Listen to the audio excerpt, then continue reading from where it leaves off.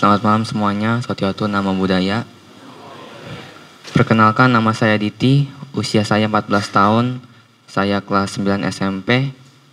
Ya, pada malam ini saya ingin memberikan sharing mengenai pengalaman saya ketika berada di Bakom.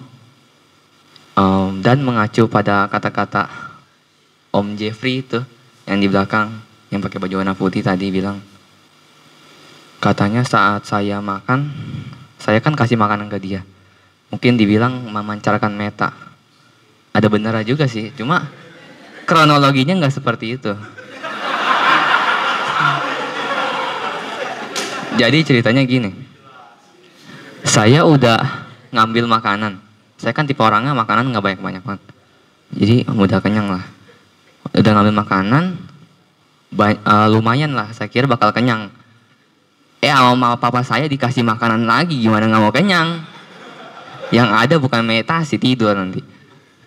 Ya udah kan, waktu itu kebetulan saya dikasihnya pastel. Udah, pokoknya setiap makan siang, makan pagi, di meja saya itu udah setiap ada makanan satu aja gitu. Makanya bagi saya itu kalau makan makanan banyak itu maksudnya kayak nggak perlu gitu. Makan sedikit, maksudnya kayak hidup itu bukan buat makan, tapi makan tuh buat hidup.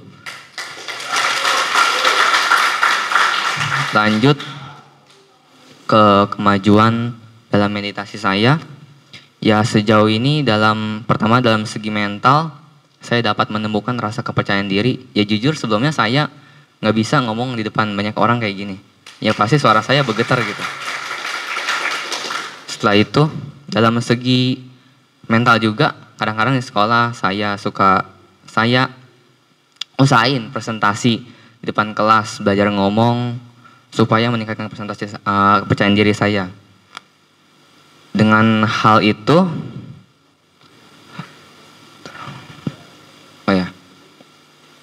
selanjutnya, saya punya satu masalah mental yang mungkin nggak banyak orang tahu, bahkan teman-teman sendiri nggak ada yang tahu. Saya tipe orang yang overthinking, jadi banyak pikiran. Jadi mungkin di sekolah saya sama teman saya Manggala kan sekelas. Mungkin dianggapnya lah masuk orang pinter lah.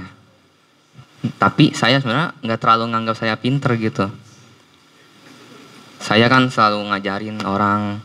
Misalkan MTK nggak bisa saya ajarin. Terus IPA nggak bisa saya ajarin. Tapi ada satu hal. Setiap saya ngajarin, orang yang saya ajarin tuh kayak saya merasa dia nggak menghargai saya gitu. Bukan maksudnya saya menuntut gitu ya. Maksudnya saya merasa Bante itu sebagai guru itu udah susah banget. Mesti sabar kan Bante ya. Mesti sabar.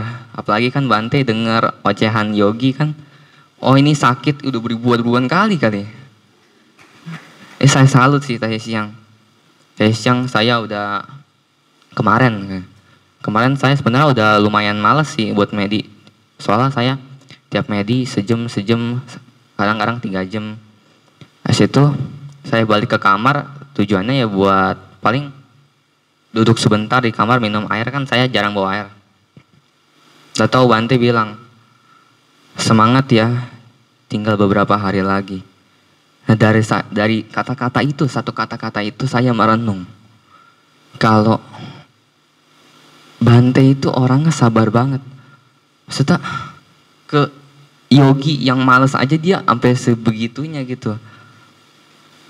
Dia aja kan ke yogi yang rajin kan pasti kan mengapresiasi. Maksudnya ke yogi yang males aja sampai benar-benar disemangatin. Karena kita semua tahu kita pasti bakal jadi Sotapanna. Untuk segi mental ya mungkin begitu. Sama saat meditasi mungkin saya sudah cukup bisa lah ya. Saya sudah mengikuti retret ini sebanyak 7 kali, tapi 5 darinya itu mungkin saya sebagai volunteer, tapi tetap belajar meditasi. Nah ini retret saya sebagai yogi yang kedua. Nah pada retret ini, saya kan bawa teman-teman, sebelumnya saya bawa teman-teman juga, bawa Koko Kanti, Manggala, Sasatya, sama Prasna. Nah ini nambah satu lagi sekarang, James.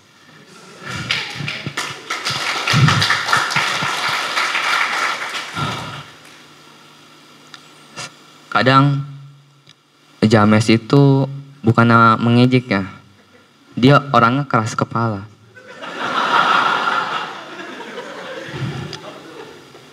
Saya sebenarnya nggak suka nertawain dia. Saya udah ajarin dia, oh gini 1 jam coba meditasi. Apa salahnya sih gitu? Kata dia, udah banyak orang, jangan atur, jangan maksa saya gitu kan. Ya udah, saya kan kayak gimana ya? Sebagai orang yang ngajarin kan jadi sedih gitu ya. Saya belum menangis gitu. Tapi saya pikir kalau saya sedih, kesel gitu, bakal ngeganggu retret saya. Makanya dari itu saya berusaha menggunakan langkah 2 yang diajarkan Bante, langkah 2 tahap 2. Perut kempes, dada busung, sabar. Kemudian dalam segi fisik, sejauh ini, terutama kemarin lusa, saya kan habis makan siang, bisa kan habis makan siang ngantuk kan. Saya bertekad, saya bilang ke teman-teman saya, coba kalian meditasi 3 jam, nanti saya 4 jam. Saya bertekad begitu. Terus tepat jam 12.30 kan harusnya saya interview. Terus saya izin ke Bante, Bante saya meditasi duluan ya. Udah Bante izinin kan. Terus nggak bilang apa-apa lagi. Saya meditasi 4 jam tanpa disuruh Bante. Dengan keyakinan penuh, saya tekun meditasi 4 jam dengan yakin bahwa anicca bakal selesai dalam 4 jam. Terus bertahap tuh, dari 1 jam nggak terlalu terasa lah ya. 2 jam mulai terasa sakit. Itu juga meditasi berdiri. Kemudian 3 jam udah mulai kerasa lama. Sakit terutama di tumit kaki. Itu rasanya seperti ditusuk paku berkali-kali. Kayak rasanya kayak pengen berdarah gitu. Terus sampai saya gerak-gerakin badan tapi nggak gerakin kaki. Gerakin badan sampai begini, aduh sakit bener. Sampai merintih gitu, masih. Sampai tangan saya keringatnya sampai basah. Ya nggak bisa jelasin sih. Kemudian saya amatin, terus saya yakin, dan pada saat 3 jam lewat berapa menit, itu semangat saya mulai nurun. Tapi saya ingat satu kata-kata Bante, kalau belum dicoba aja, kan nggak mati. Ya udah saya coba dong. Saya juga disemangatin kan. Saya berusaha semangatin diri. Oh pasti bisa, cuma sejam lagi kok. Sakitnya cuma segini aja toh. Setelah kita sakit adalah sakit, jangan memandang lebih dari sakit itu.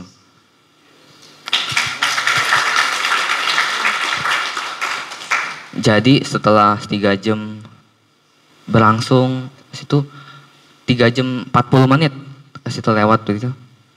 Sakitnya itu yang di sini langsung seperti disiram pemadam yang kayak penyemprot dingin gitulah. Langsung hilang seketika. Bener-bener kayak plong gitu. Kan di situ saya coba jalan, istirahat. Ya udah sih, di situ ya sejauh itu ya kemajuan saya. Ya mungkin segitu aja. Saya nggak bisa banyak ngomong sih. Saya tipe orang yang nggak bisa ngomong di depan umum.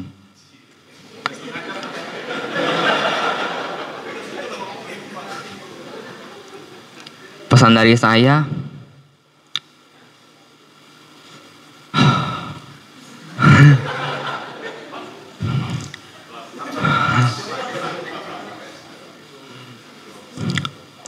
whatever the problem is, the solution is only meditation.